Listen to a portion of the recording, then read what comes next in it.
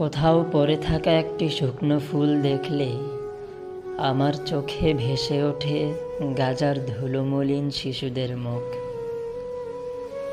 যে ফুল সুবাস হারিয়েছে, যে ফুল পদতলে পিষ্ট হয়েছে, হয়ে গেছে এক একটি প্রাণহীন নিথর দেহ, শবযাত্রায় মোড়ানো ছোট্ট কফিন।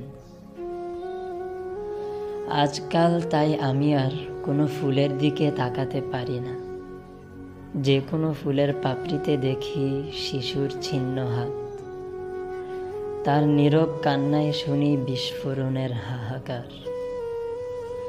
রাত্রি গভীর হলে ঘুম নয়, আমার চোখে ভেসে আসে একটি বিধ্বস্ত শহর, ভাঙা ঘর, ধূলিসাৎ স্বপ্ন আর অবুঝ শিশুর আর্তনাদ।